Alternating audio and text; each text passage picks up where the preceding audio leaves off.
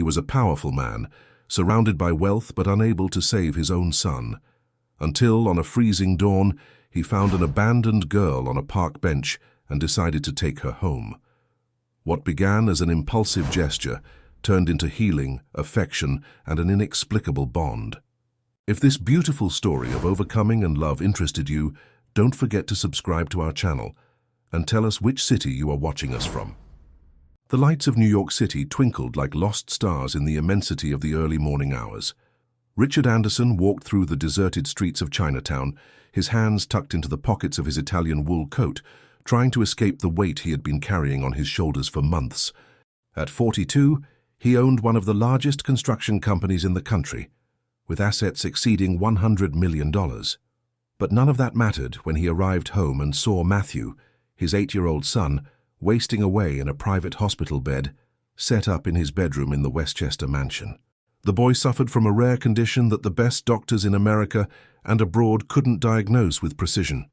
It was as if his body simply refused to accept life, losing weight and energy with each passing day. Richard had spent fortunes on experimental treatments, flown to clinics in Switzerland and across the United States, hired the best medical teams. Nothing worked. And the worst of all was seeing his son wasting away alone, without his mother's presence, who had left when she learned of the illness, claiming she couldn't handle the pressure. On that June night, with the biting cold typical of a New York winter, Richard needed to walk. It was his way of processing the frustration, the impotence, the constant fear that consumed him. The doctors had given another grim prognosis that afternoon. Matthew was getting worse, and there was nothing else conventional medicine could do except keep him comfortable. When he reached Columbus Park, he saw a small figure huddled on a wooden bench, shivering from the cold. It was a girl who appeared to be 6 or 7 years old, with disheveled brown hair and dirty, torn clothes. Her bare feet were purple from the cold, and she hugged her knees trying to keep warm. Richard stopped, observing her from a distance. There was something in those large, frightened eyes that touched him deeply. He approached slowly, trying not to frighten her more than she already was. "Hi there, little one. Are you okay?" he asked in a gentle voice. The girl raised her face, revealing almond-shaped eyes of a deep brown, moist with frozen tears. There was an ancient sadness there, a pain that shouldn't exist in someone so young. She didn't answer, just stared at him with a mixture of fear and hope. "What's your name?"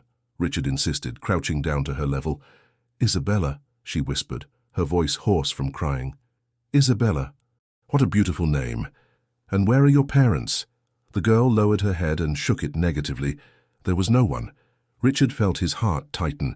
How could someone abandon such a small child on a cold night like this? "Are you hungry?" he asked, noticing how thin she was. Isabella nodded timidly. Richard looked around. The park was deserted, the streets empty. He couldn't leave her there. His conscience wouldn't allow it, and something deeper which he couldn't explain compelled him to help her. "How about coming with me? I'll give you something warm to eat and a place to sleep, just for tonight until we can get help, okay?" Isabella studied him for a long moment, as if trying to decipher his intentions, then slowly, she extended her small, dirty hand. Richard carefully wrapped it in his warm hands and helped her to her feet. The mansion in Westchester was quiet when they arrived. It was an imposing 3-story building with well-maintained gardens and a pool that gleamed under the night lighting. Connie, the housekeeper who had been taking care of the house for 15 years, was surprised to see Richard arriving with such a bedraggled girl. "Mr. Richard, what?"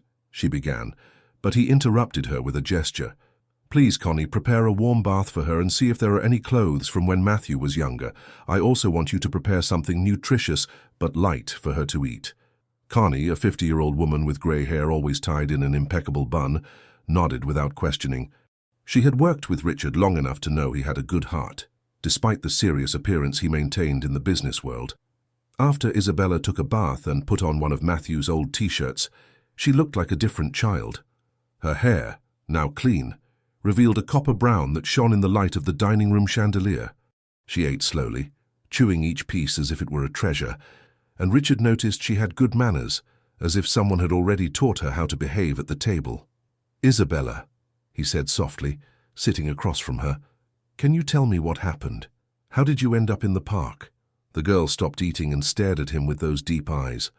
For a moment it seemed she was going to speak, but then she shook her head and returned to eating in silence. Richard didn't insist. He knew that traumas leave invisible scars, and forcing someone to talk before they're ready would only cause more pain. "It's okay, you don't need to tell me anything now, but I want you to know that you're safe here." After dinner, Richard took her to the upper floor. The mansion had several guest rooms, but something made him stop at Matthew's door. The boy was sleeping, connected to various machines that monitored his vital signs. The rhythmic sound of the medical equipment had become the constant soundtrack of the house. "This is my son, Matthew," explained Richard in a low voice. "He's very sick." Isabella approached the bed, observing the pale boy who slept. There was something in her expression that Richard couldn't decipher, a mixture of understanding and determination that seemed strange in such a small child. "Can I stay here?" she asked, pointing to the armchair next to the bed. "You want to stay in his room?" She nodded with conviction. "But there are much more comfortable rooms." "Please," insisted Isabella, with a maturity that was at odds with her age. "He shouldn't be alone." Richard felt a lump in his throat. When was the last time someone had genuinely cared about Matthew besides him and the medical team? He nodded and asked Connie to bring an extra blanket and a pillow. "I need to go out for a few hours in the morning to take care of some urgent matters at the office," explained Richard. "Connie will be here, and Nurse Marianne will arrive at 7. Will you be okay staying?" Isabella nodded again, already making herself comfortable in the armchair next to Matthew's bed. Richard said goodbye with a kiss on her forehead, a gesture that seemed surprisingly natural to him, and went to his room. But sleep didn't come. He kept thinking about the strange sequence of events that had brought that girl to his house. There was something about Isabella that intrigued him deeply. It wasn't just pity or compassion that he felt for her. It was something deeper, like a recognition that he couldn't explain. The next morning, Richard woke up early as always, had his coffee, and prepared for another day of meetings and business decisions. Before leaving, he stopped by Matthew's room to say goodbye. What he saw left him completely motionless in the doorway. Isabella was sitting on the edge of the bed, holding Matthew's hand, who was awake and smiling. It wasn't a forced or weak smile like the ones Richard was used to seeing in recent months. It was a genuine smile, bright, full of life. The boy's eyes, which before seemed glazed over from medication and fatigue, now sparkled with a joy that Richard hadn't seen in a long time. "Dad," exclaimed Matthew when he saw him, "this is Isabella. She was telling me an incredible story about a magical forest where the animals talk." Richard entered the room slowly, not believing what his eyes were seeing. Matthew was more alert and animated than he had been in weeks. His color was better, and he seemed to have recovered some of his lost energy. "How are you feeling, son?" he asked, approaching the bed. "Much better, Dad. Isabella said that sometimes people get sick because they're sad inside and that they need to find reasons to smile again." Richard looked at Isabella, who stared at him with those deep and wise eyes.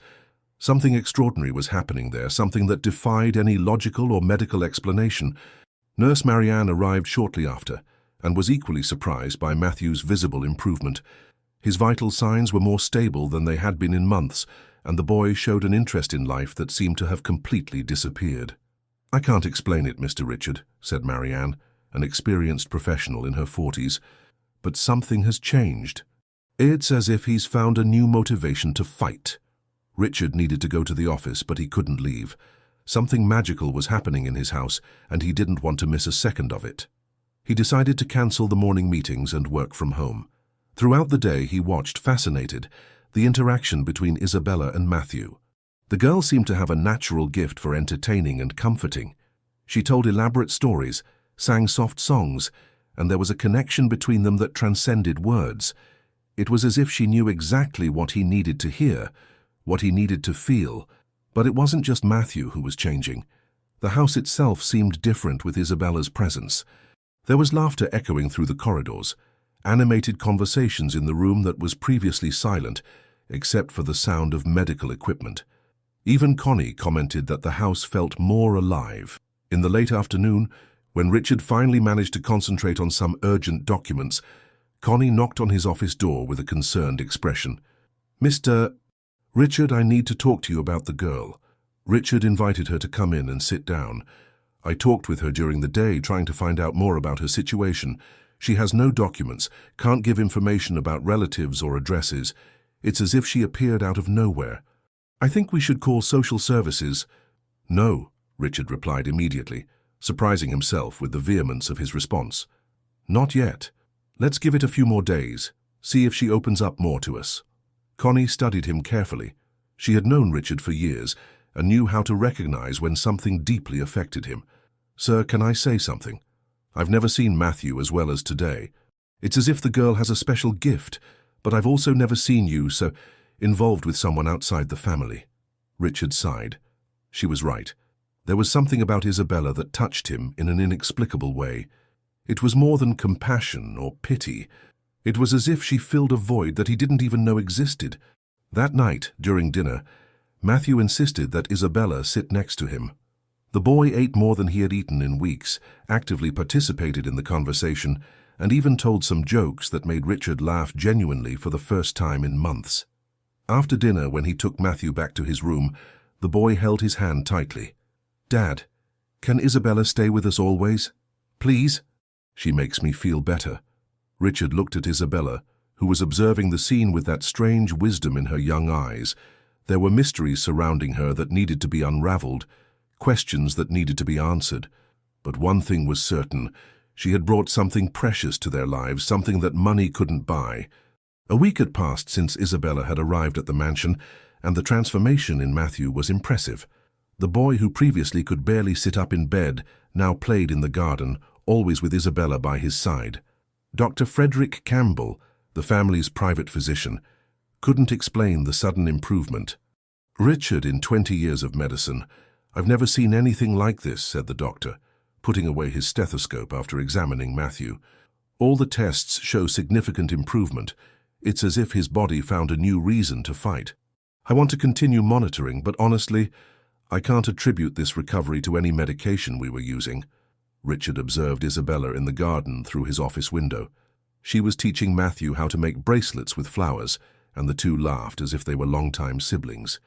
There was something about her that intrigued him more and more. Small details that didn't go unnoticed. The way she held her cutlery at the table, how she knew how to behave in formal settings, how her eyes sometimes revealed a wisdom that transcended her apparent age. Connie, he called for the housekeeper, who entered the office with her always impeccable posture. Yes, Mr. Richard. I want you to observe Isabella more closely. Something tells me there's more to her story than it seems. A child doesn't develop certain manners and knowledge living on the streets. Connie nodded. She had also noticed peculiarities in the girl's behavior. I've already noticed, sir. She knows classical music, knows several words in Spanish, and yesterday I saw her helping Matthew with a 1,000-piece puzzle as if it were the most natural thing in the world. That afternoon, while Matthew rested after lunch, Richard decided to have a deeper conversation with Isabella. He found her in the library, leafing through a book on Renaissance art that was definitely not age-appropriate. Do you like painting? He asked, sitting next to her on the leather sofa. My mom liked it, replied Isabella, without raising her eyes from the book. She said that one day she would take me to see the real paintings. It was the first time she had directly mentioned her mother. Richard felt his heart race. Can you tell me about her? Isabella slowly closed the book and stared at him with those deep eyes. She was very beautiful and smelled like jasmine. She always told me I was special, that I had a gift for making people feel better when they were sad or sick. And where is she now? Isabella's eyes filled with tears. She had to go away. She said there were bad people who wanted to hurt us, and that she could only protect me if she stayed away. She promised she would come back when it was safe. Richard felt a tightness in his chest. When did this happen? A few weeks ago. She left me in the park with a little food and told me to wait. But she didn't come back. Isabella's voice trembled, and Richard couldn't resist the impulse to hug her. And your father? Did your mother ever talk about him? Isabella pulled away from the hug and looked at him with a strange expression. She said my father was a good man, but that he didn't know I existed, that maybe one day I could meet him. A chill ran down Richard's spine. There was something in these words that deeply disturbed him, a troubling familiarity that he couldn't explain. That night, after the children were asleep, Richard stayed awake in his office, thinking about Isabella's words. He decided to hire a private investigator to try to discover more about the girl's past. He couldn't continue sheltering a child without knowing her complete history. 2 days later, Sergio Mendes, a discreet investigator who had already worked for Richard's company in cases of industrial espionage, brought disturbing information. "Richard, I managed to track some data about the girl through security cameras in the area where you found her," said Sergio, spreading photos on the desk. 3 days before you found her, a woman left her in the park. I got an image of her." Richard picked up the photograph and felt the world spin around him. The woman in the image had long brown hair, delicate features, and almond-shaped eyes that he would recognize anywhere. It was Lauren Vance, the woman he had loved 8 years ago and who had disappeared from his life suddenly and mysteriously. "This isn't possible," he murmured, his hands trembling as he held the photo. "You know her?" asked Sergio. Richard nodded slowly. "Lauren, we had a relationship 8 years ago. She disappeared suddenly. I never heard from her again." The pieces were beginning to fit together in a terrifying way in his mind. Isabella appeared to be 6 or 7 years old. Lauren had disappeared 8 years ago. The timing matched perfectly. "Sergio, I need you to find everything you can about Lauren Vance. Addresses, records, anything from the last 8 years. I already started investigating when I identified the woman in the photo. Richard, there's something else you need to know. I found records that she worked in different towns in upstate New York in recent years, always using false names. It's as if she were running from someone." That night, Richard couldn't sleep. He walked through the silent house, his emotions in complete turmoil. Was it possible that Isabella was his daughter, the daughter he never knew he had? The inexplicable connection he felt with her, the way she seemed to fit perfectly into his life, the way his heart had warmed from the first moment he saw her. It all made sense now. He decided to visit his mother, Helen, who lived in a luxurious penthouse on the Upper East Side. At 70, Helen Anderson was a strong-willed woman who had built part of the family empire before Richard took over the business. She had always been very controlling and discriminating about the people who got close to her son. "Richard, what a surprise. You didn't tell me you were coming," said Helen, receiving him in her living room decorated with classic furniture and expensive works of art. "Mom, I need to talk to you about something very serious." Richard sat in the armchair facing her, observing her expression. "Do you remember Lauren Vance?" Helen's face hardened instantly. "That woman? Why are you talking about her after so long?" "Because I need to know the truth about what happened 8 years ago." "Why did she disappear so suddenly?" Helen stood up and walked to the window, avoiding her son's gaze. "Richard, you were building your career. You had responsibilities. That woman wasn't suitable for you." "Wasn't suitable?" "Mom, I loved her." "Love passes, son. Business and family are forever." "What did you do?" Richard's voice was cold, controlled, but there was contained fury in his words. Helen sighed deeply. "I did what any mother would do to protect her son. I talked to her, explained that you had a future ahead of you, that she would only get in the way of your plans. I offered money for her to disappear from your life. And she accepted." Richard could hardly believe what he was hearing. "Initially, she resisted, said some nonsense about true love. But when I mentioned that you yourself had commented to me that she was just a fling, that you had no intention of anything serious, I never said that." "No, but she didn't know that. And when she found out she was expecting your child," Richard's world collapsed. "Child? What child?" Helen realized she had said too much. Her expression closed even more. "It doesn't matter anymore, Richard. That was a long time ago." "What? Child?" repeated Richard, his voice more threatening than he had ever used with his mother. "She was pregnant. She showed up here saying you had the right to know. I told her you didn't want anything to do with her, that you already had your life planned out. I gave her enough money to raise the child far away from here, far away from you." Richard stood up abruptly, his breathing heavy. "You destroyed my life. You destroyed her life, and you made me miss 8 years of my daughter's life." "How do you know it's a girl?" asked Helen, surprised. "Because she's in my house. I found my daughter abandoned in a park, Mum." "Abandoned? Do you know what that means?" Helen turned pale. "That's impossible." "It's more than possible, and you're going to tell me everything, absolutely everything about your conversations with Lauren. Every word, every threat, every lie you told." For the next hour, Helen confessed all the details of how she had manipulated Lauren, convincing her that Richard didn't want her, that it would be better for everyone if she simply disappeared. She had even intercepted letters and calls that Lauren had tried to make later. When Richard left his mother's penthouse, he was emotionally destroyed but also determined. He needed to find Lauren, discover why she had abandoned Isabella, and most importantly, rebuild the family that had been stolen from him. Back at the mansion, he found Isabella helping Matthew with his physical therapy exercises. The two were laughing as they did the movements recommended by the doctor, and Richard felt his heart warm and break at the same time. His daughter. She really was his daughter. "Dad!" exclaimed Matthew when he saw him. "Look! Isabella invented a way to turn the exercises into a dance. It's being much more fun." Richard approached and kissed both of their foreheads. When his lips touched Isabella's forehead, she looked at him with those deep eyes, and he was sure she also felt the special connection between them. "Isabella," he said softly, "would you like to take a walk with me in the garden? We have some things to talk about." The girl nodded as if she knew this moment would come. They left Matthew with Connie and went to the garden illuminated by the soft afternoon light. "Isabella, I discovered some things about your mother," began Richard, choosing his words carefully. "And about you." She looked at him in silence, waiting. "I think your mother and I knew each other a long time ago. I think I'm your father." To his surprise, Isabella didn't seem shocked. Instead, she smiled a sad but relieved smile. "I knew," she said simply. "Since I got here, I knew. Mum always said I had your eyes, and when you found me in that park, it was as if my heart recognized yours." Richard knelt in front of her and hugged her tightly. She was his daughter.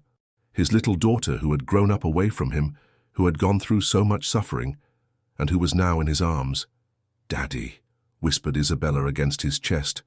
"You won't send me away, will you?" "Never," promised Richard, tears running down his face. "I'll never let anyone separate us again." In the weeks that followed the revelation, life in the Westchester mansion gained a new dynamic. Richard had officially adopted Isabella as his daughter, providing all the necessary documentation with the help of specialized lawyers. Matthew had been euphoric to discover that he now had a sister, and his recovery continued to surprise the medical team. "It's unexplainable," commented Dr. Campbell during one of the routine consultations. "Matthew has not only improved physically, but he's developed an energy and joy that are contagious. It's as if he's found a new motivation to live." Isabella had adapted perfectly to the new life. Richard had enrolled her in a private school nearby, where she soon stood out for her intelligence and sensitivity. But there were times when he saw her lost in thought, watching the entrance of the house as if waiting for someone. Sergio Mendez continued the investigation into Lauren's whereabouts. The clues were scarce and contradictory. The woman seemed to have lived the last few years constantly moving from town to town, always using false names, as if she were running from something or someone. "Richard, I managed to track some jobs she had in the last 2 years," reported Sergio on a Saturday morning in the office. "She worked as a private tutor in Westchester, then as a saleswoman in a clothing store in White Plains, and most recently as a waitress at a restaurant in New Rochelle. Always for short periods, never more than 6 months in the same place." "Any clue as to what made her move constantly?" "Not yet, but there's something strange. In all these towns, I found records that she was looking for information about you. She visited libraries to access the internet, read business newspapers. It's as if she was following your life from a distance." Richard felt a mixture of sadness and hope. Lauren hadn't forgotten him, but something prevented her from reaching out to him directly. "Keep investigating. I need to find her." That afternoon, he decided to take the children for a walk in Central Park. It was a sunny Saturday, and Matthew had insisted that he wanted to teach Isabella how to ride a bicycle. Watching them play together filled Richard's heart with a joy he hadn't felt in years. "Daddy," said Isabella, running to him after managing to pedal a few meters without help, "can I ask you a question?" "Of course, my daughter." "Why did Mom never tell me you were my father before?" The question caught Richard off guard. How to explain to a 7-year-old child the complexity of the situation they had lived through? "Sometimes adults make mistakes, Isa. Your mom believed she was protecting you." "Protecting me from what?" "I don't know yet, but I'll find out." Isabella studied him with those deep and wise eyes. "Mom always said bad people were trying to find us. She got very scared when she saw strangers watching our house." A chill ran through Richard. "What kind of strangers?" Men in suits, always the same ones. They would appear in black cars and stay parked on the street just watching. Mum said they worked for powerful people who didn't want me to exist. Richard hugged Isabella tightly, his mind processing the implications of what she was saying. Someone had been pursuing Lauren and his daughter, someone who didn't want them to get close to him. That night, after putting the children to bed, Richard called Sergio urgently. "Sergio, I need you to investigate something specific. Isabella told me that she and her mother were being pursued by men in suits in black cars. Someone didn't want them to get close to me." "This changes everything," said Sergio on the other end of the line. "I'll start investigating from that angle." "But Richard, if someone with resources was pursuing them, this could mean danger for your family now." "What kind of danger?" "If they discover that Isabella is with you, they might try something. You need to reinforce the security of the house." On Sunday morning, Richard hired a private security company to install more advanced systems in the mansion and placed discreet security guards watching the property. He didn't say anything to the children. He didn't want to scare them, but he took all necessary precautions. It was during Sunday lunch that Connie came to the dining room with a worried expression, holding a white envelope. "Mr. Richard, this was left in the mailbox this morning. There's no identification from the sender." Richard took the envelope carefully. His name was handwritten in a calligraphy he recognized immediately. It was from Lauren. With slightly trembling hands, he opened the envelope and removed a single sheet of paper. "Richard, if you're reading this, it means you've found our daughter. I know you must be confused and angry, and you have every right to be. I never wanted things to be this way, but I had no choice. There are dangerous people who don't want Isabella to be near you. People who have a lot of power and won't hesitate to hurt an innocent child to protect their secrets. Please take care of her. It's all I ever wanted, for her to have her father's protection. Don't try to find me. It's safer for all of us if I stay away. One day when it's safe, I'll explain everything. I love you, I always have. Lauren." Richard read the letter 3 times, his heart beating erratically. Lauren was alive, she was nearby, but she couldn't come closer because of some threat. "Dad, is everything okay?" asked Matthew, noticing his father's tense expression. "Yes, son, just some work matters." But Isabella was watching him with that frightening perception. "It's about Mom, isn't it?" Richard nodded slowly. He couldn't lie to her. "Is she okay?" "She is, and she loves you very much. But there are some complications she needs to resolve before she can see us." That afternoon, while the children watched a movie in the living room, Richard met with Sergio in his office. "The letter confirms our suspicions," said Sergio after reading the note. "Someone with a lot of power is behind this, and that someone sees Isabella as a threat. But why? She's just a child. Maybe it's not what she is, but who she is, the daughter of Richard Anderson. This could have implications that we don't yet understand. I need to know who's behind this. Richard, this could be dangerous. If these people are powerful enough to keep Lauren running for years, it doesn't matter. I won't allow my family to live in fear." On Monday morning, Richard made a decision. He cancelled all appointments and spent the entire day investigating his own business dealings, looking for some connection that could explain why someone would see Isabella as a threat. It was when he was reviewing old contracts that he found something disturbing. 8 years ago, exactly in the period when Lauren had disappeared, his company had participated in a multi-million-dollar bid for the construction of a housing complex. The project had been controversial, involving the removal of families from an area that was later discovered to have serious environmental problems. The winning consortium included companies of people close to his mother Helen, who at the time still had direct influence on the family business. Richard vaguely remembered questioning some ethical aspects of the project, but Helen had insisted it was important for the company's expansion. He called Sergio immediately. "Sergio, I need you to investigate a project from 8 years ago. Green Vista Housing Complex on the east side. I want to know everything about the companies involved, the politicians who approved it, everything. It might take a few days. Do it as quickly as possible. I have a feeling this project is at the center of everything." While waiting for the results of the investigation, Richard tried to maintain normalcy at home. Isabella continued to demonstrate her special gift with Matthew, who was now completely recovered and full of energy. The girl also stood out at her new school, where teachers praised her intelligence and her ability to deal with more timid children, or those with difficulties. She has a natural talent for helping others, commented the teacher during a parent-teacher meeting. It's rare to see such a young child with so much empathy and emotional wisdom. On Thursday, Sergio appeared at the mansion with a folder full of documents and a grave expression. "Richard, you need to sit down to hear this." They shut themselves in the office and Sergio began to explain his findings. The Green Vista project was approved through bribes and manipulation of environmental documents. Several families were illegally removed, and the land had heavy metal contamination that was hidden from the competent authorities. When the truth began to emerge, someone made sure that all those involved remained silent. And my company was in the middle of this? Your company, but not you directly. The decisions were made by Helen and her partners. You were just the name on the paperwork. But that doesn't explain why Isabella would be a threat. Sergio turned a page of the documents. Yes, it does. One of the families illegally removed was the Vance family. Lauren's father lost his small auto repair shop and never received the promised compensation. He spent years trying to prove he was cheated, gathering evidence, threatening to expose the entire scheme. Richard felt the blood freeze in his veins. Lauren knew everything. And when she discovered she was pregnant with your child, she realized your daughter would be seen as a form of blackmail or revenge by those involved in the project. So she ran to protect Isabella. Exactly. And from my investigations, the people behind the Green Vista project are still active, still have a lot of power, and definitely don't want this story to come to light. Richard stood up and walked to the window, observing Isabella playing in the garden with Matthew. His daughter was in danger because of crimes he didn't even know had been committed in his name. Who's behind this, Sergio?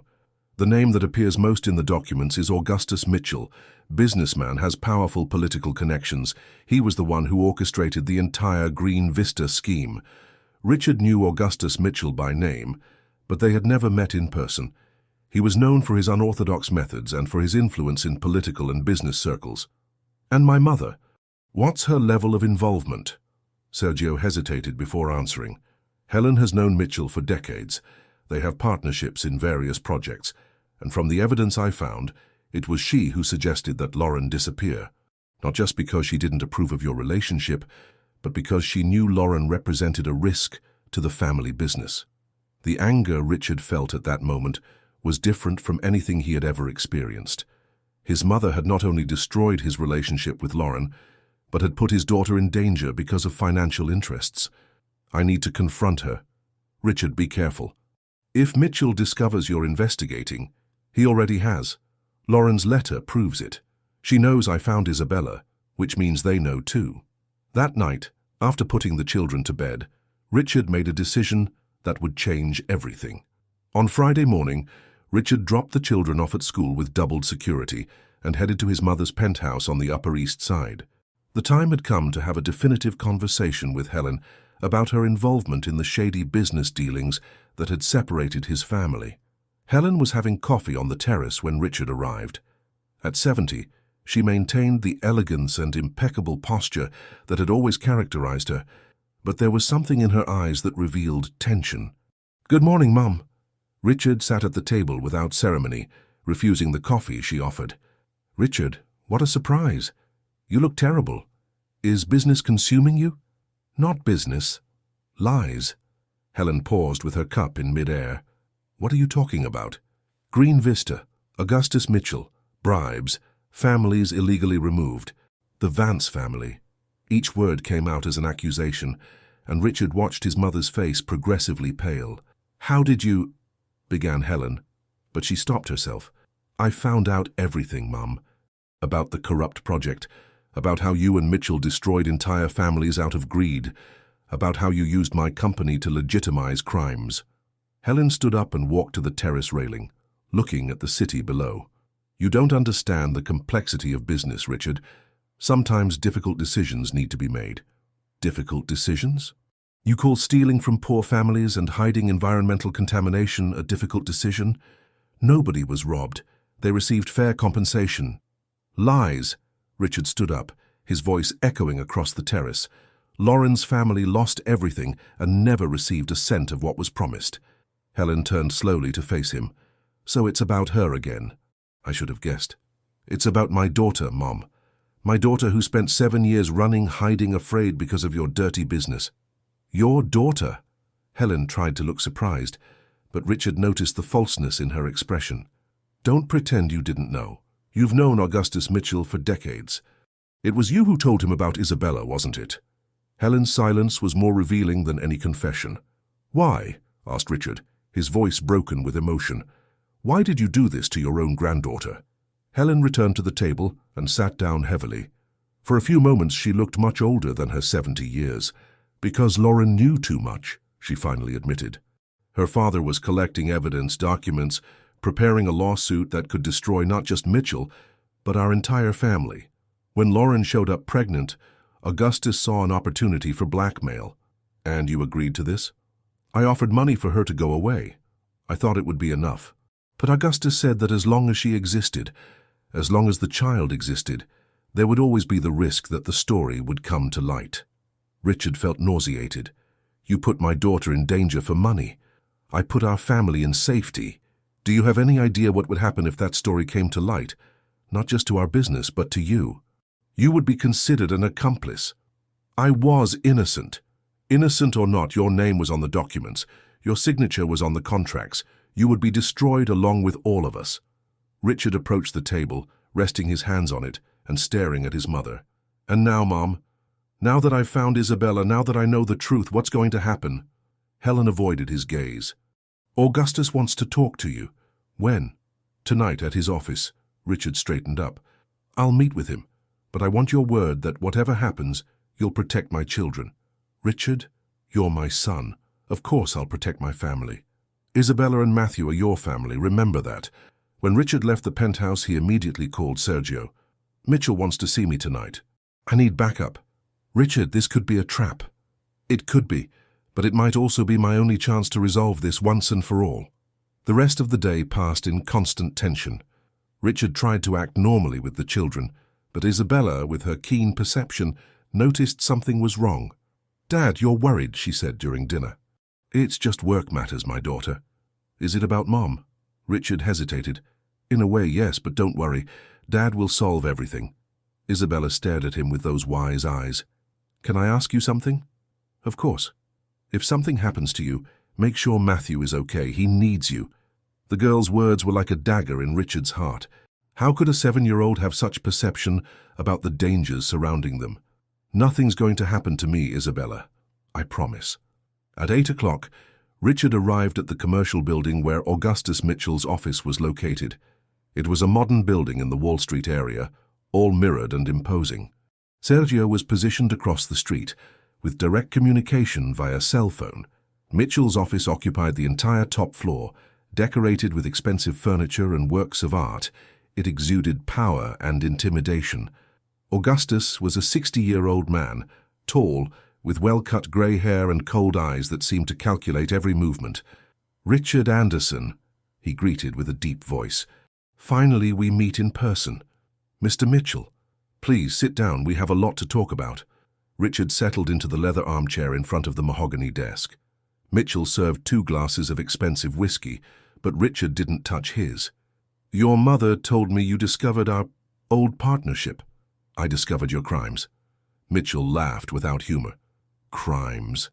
Boy, this is business. The world doesn't function with romantic idealism, and that's why you destroyed entire families? Families that were duly compensated.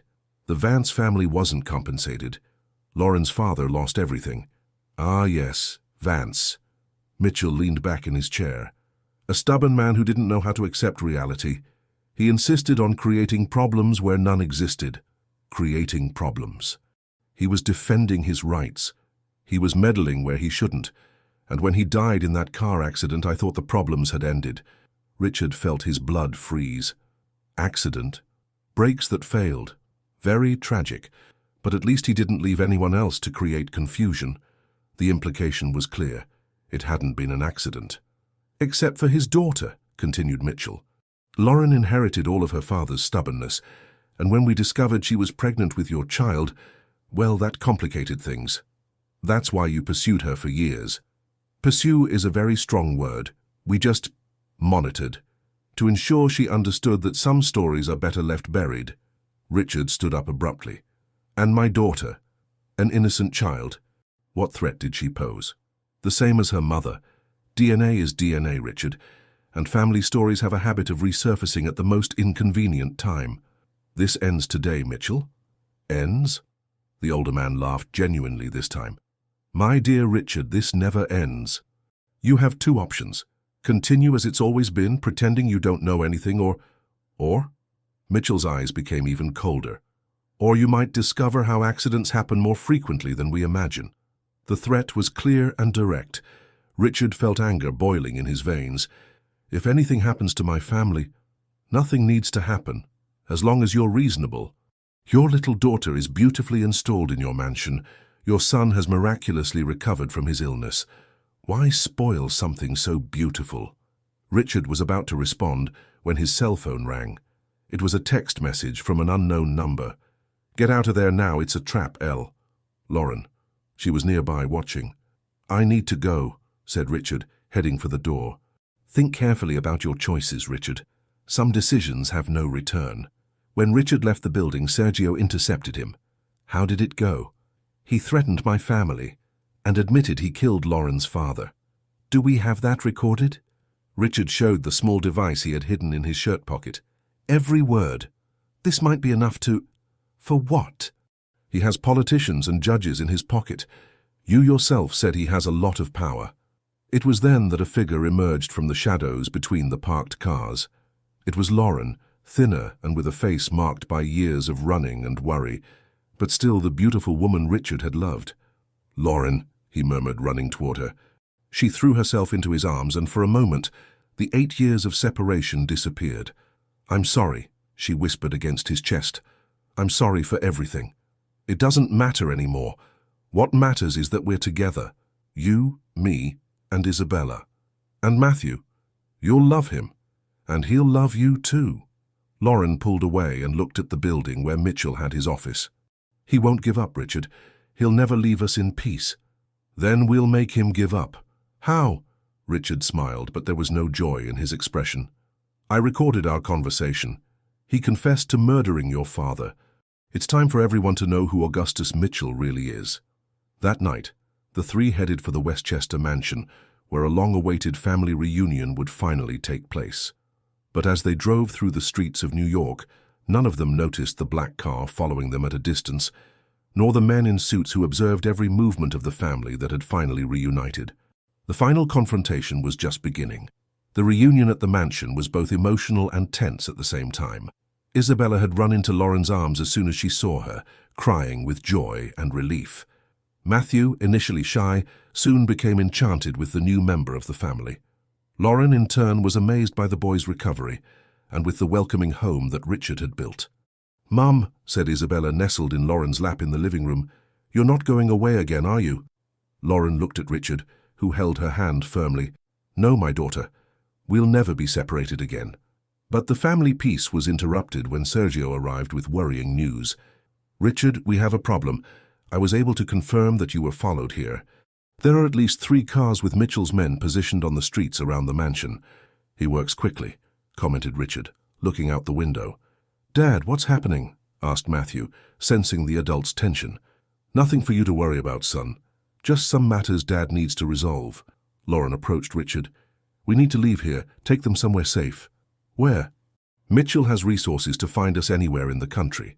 Then we can't run forever, said Lauren with a determination Richard didn't expect. It's time to face this head-on. That night, while the children slept, Richard, Lauren and Sergio planned their strategy. The recording of the conversation with Mitchell would be delivered to the appropriate authorities, but they needed more evidence to ensure the businessman would actually be punished. I have contacts in the press, said Sergio. Investigative journalists who don't let themselves be intimidated by political pressure. And I have some documents that my father hid before the accident, added Lauren. Falsified plans of the project, adulterated environmental reports, bribery receipts. Where are these documents? Asked Richard. In a bank safe in Westchester. My father gave me the key shortly before he died. Said that one day I might need it. The next morning, while Richard stayed at the mansion with the children, Lauren and Sergio departed for Westchester to recover the documents. The tension in the house was palpable. The hired security guards reported constant movement of suspicious cars, and Richard decided it was time to have a serious conversation with Helen. He called his mother and arranged a meeting at the construction company's office on neutral territory. "Mom, the time has come for you to choose a side," he said as soon as Helen entered the room. "What are you talking about? Mitchell is escalating this. He's directly threatening my family. Are you going to continue supporting him, or are you going to stand by your son and your grandchildren?" Helen sat down slowly, seeming to have aged years in just a few days. "Richard, you don't understand the position I'm in.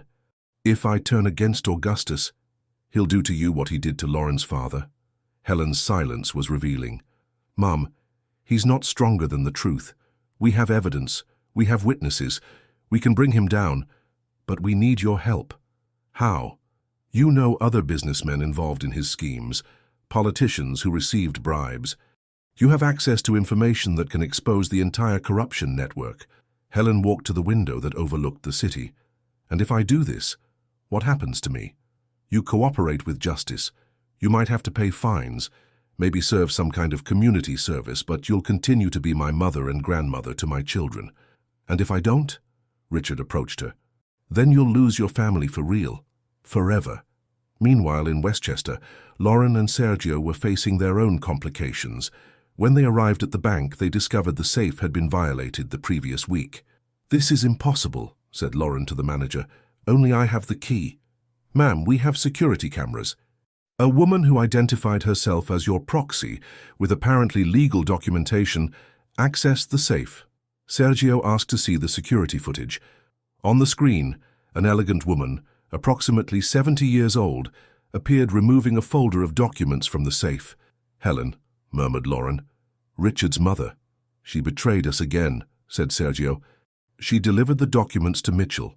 They returned immediately to New York, but not before Sergio made some calls to his journalistic contacts. The story would be published even without the original documents, based on testimonies and the recording of Mitchell's confession. Back at the mansion, they found Richard in a state of agitation. "Where have you been?" "I tried calling several times." "What happened?" asked Lauren. "Helen took the documents, and there's more. Mitchell made a proposal. He wants to meet with me tomorrow, alone, for a final negotiation." "It's a trap," said Sergio. "I know, but it might also be our only chance to end this." That night, a violent storm hit New York. The strong winds made the windows of the mansion shake, and the heavy rain created an even tenser environment. The children were restless. Isabella especially seemed to sense that something important was about to happen. "Dad," she said, approaching Richard, who was in his office, "I had a strange dream." "What kind of dream, my daughter?" "I dreamed you were in a dark place, with bad men, and that Mom was crying a lot." Richard hugged Isabella tightly. The girl's sensitivity was sometimes frightening. "They were just nightmares, Isa. Dad is right here with you. Promise you won't leave us?" "I promise." But as he put Isabella to bed, Richard knew he might be making a promise he couldn't keep. In the early morning, he woke to the sound of breaking glass. He ran to the window and saw hooded men invading the mansion's garden.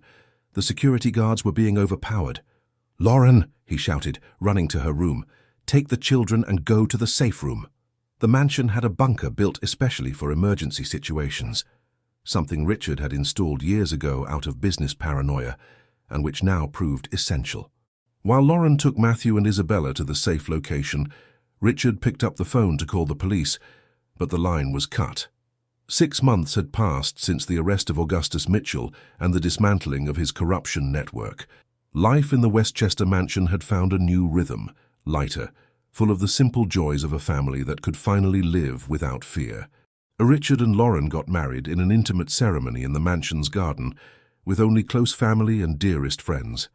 Isabella was the flower girl, radiant in a pink dress she had chosen herself, while Matthew carried the rings with pride in being the man of the house in his father's temporary absence at the altar. "Dad," said Matthew during the party, "now that you and Mom Lauren are married, does that mean we're a real family forever?" "We've always been a real family, son," replied Richard, hugging the boy. "But now it's official for the whole world." Matthew's complete recovery continued to surprise the doctors. Dr. Campbell had included the case in his research on the influence of emotional well-being in the healing of physical illnesses. "It's extraordinary," commented the doctor during one of the follow-up consultations. "Matthew has not only healed physically, but he's developed impressive emotional resilience." Isabella's presence really was the catalyst for his recovery. Isabella, in turn, flourished at school and in her new life. Her teachers constantly praised not only her academic intelligence, but especially her gift for helping classmates with difficulties. There was something special in the way she managed to understand and comfort the people around her. "It's as if she was born to heal invisible wounds," commented Lauren to Richard one night, as they watched their daughter helping Matthew with his homework. "She inherited that from you," said Richard. "It was always your specialty too." Helen had moved to a smaller apartment closer to the family. The judicial process had resulted in heavy fines and the obligation to compensate the families harmed by the Green Vista project, but her collaboration with the authorities had guaranteed her freedom. More importantly, she had earned the family's forgiveness and built a genuine relationship with her grandchildren. "Grandma Helen," said Isabella on a Sunday afternoon as they made cookies together in the kitchen, "you look much prettier now." "Why, granddaughter?"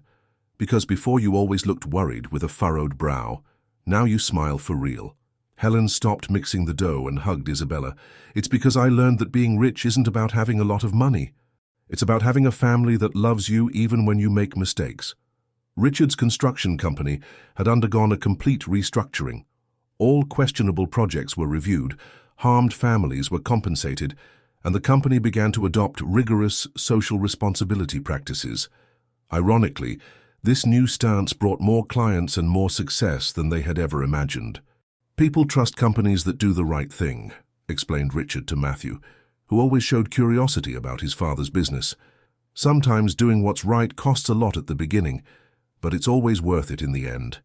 Lauren had returned to giving private lessons, this time to children with learning difficulties. Her experience of years running and adapting to different places had given her a unique sensitivity to deal with children who felt displaced or misunderstood.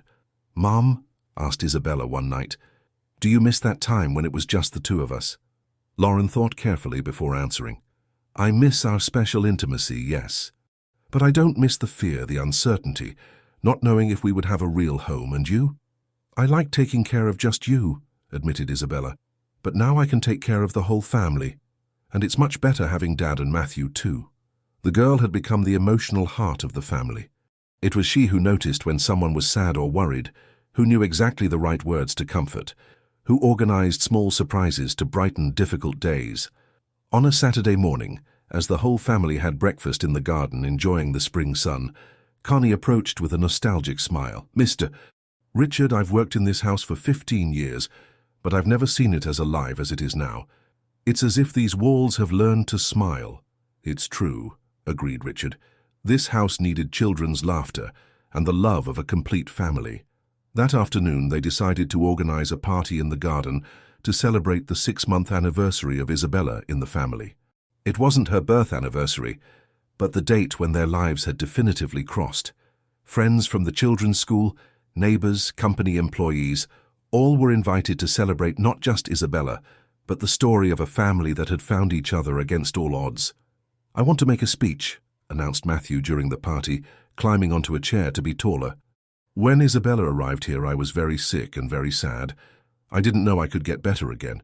But she came and taught me that sometimes we get sick inside first, and that when the heart becomes happy, the body becomes strong again. Isabella is the best sister in the world, and now we have the most beautiful family in New York." The applause was deafening, and there wasn't a dry eye in the audience. Richard took the microphone next. 7 months ago, I was a man who had everything, and at the same time had nothing. I had money, but my son was sick. I had a mansion, but it was cold and silent. I had success, but my heart was empty." He looked at Lauren, then at the children. "On a cold night in a deserted park, I found an abandoned girl. I thought I was saving her, but I discovered that she was saving me. Isabella taught us that family isn't about blood or DNA. It's about love, care, forgiveness, and choice. We choose to love each other every day. And I also discovered," continued Richard, his voice choked with emotion, "that sometimes God puts special people in our lives, people who have the gift of healing, not with medicines or surgeries, but with pure and true love. Isabella healed my son, healed my family, healed me, and even healed my mother, who thought it was too late for changes. Helen approached and held her son's hand. "It's never too late to choose love over fear," she said. "Isabella taught me that." When the party ended and the guests had left, the family gathered in the living room. Matthew and Isabella were tired but happy, nestled on the sofa between Richard and Lauren. "Dad," said Isabella sleepily, "can I tell you a secret?" "Of course, my daughter. That night in the park when you found me, I wasn't just waiting for Mum to come back. I was waiting for you." "What do you mean?" "I knew you would appear. I don't know how, but I knew. It was as if my heart was calling yours, and your heart heard." Richard kissed Isabella's forehead, moved by the depth of his small daughter's words. "And my heart will always hear when you call," he promised. That night, when the children finally slept, Richard and Lauren stayed in the garden watching the stars. "Do you think all of this was destiny?" asked Lauren. "I think it was love," replied Richard. "Love that managed to overcome 8 years of separation, lies, fear, and even powerful people who wanted to destroy us. And now we live. We live each day grateful for having found each other, for having our children healthy and happy, for having a second chance that many people never get." Lauren nestled in Richard's arms. "Sometimes I still can't believe we're here like this, in peace." "Believe it. And if you ever forget, just look at Isabella. She's living proof that miracles happen when you don't give up on love." The next morning, they woke to the sound of laughter in the garden. Isabella and Matthew were playing with Connie, who had become more than a housekeeper. She was practically a grandmother to the children. "Good morning, beautiful family," shouted Matthew when he saw his parents in the bedroom window. "Good morning," they responded in chorus. Richard hugged Lauren from behind, observing the scene in the garden. "You know what's the best part of all this?" "What?" "It's that our story is just beginning." And as they watched their children play under the golden morning sun of New York, Richard and Lauren knew they had found something more valuable than any fortune. A family built on true love, sincere forgiveness, and the conviction that when the right people find each other, they can overcome any obstacle. The girl who was found in a cold park had become the sun that warmed and illuminated not just a house, but all the hearts that had the privilege of knowing her. And her story would continue to inspire everyone around her, proving that sometimes the greatest miracles come wrapped in the smallest packages, and that true love always finds a way home. Dear listeners, we hope that the story of Richard, Lauren, Isabella, and Matthew has deeply touched your hearts. This journey of family reunion, forgiveness, and unconditional love reminds us that sometimes life's greatest treasures come to us when we least expect them, disguised as small everyday miracles. To continue experiencing emotions like this, we've prepared a special playlist with equally captivating stories about families reconnecting, about second chances, and about the transformative power of true love. You can find this special selection right here by clicking on the link that appears on the left side of the screen. If this story of a special girl who healed an entire family moved you as much as it moved us, don't forget to subscribe to our channel and leave that loving like on the video. Every day we bring unique narratives that explore the mysteries of the human heart, the bonds that unite us, and the extraordinary strength that exists within each of us. Tell us in the comments, have you ever experienced an unexpected encounter that changed your life forever? Do you believe in the power of family connections that transcend time and distance? We really want to know your experiences and emotions. Until the next story, and always remember, true love is never lost, it just waits for the right moment to find us again.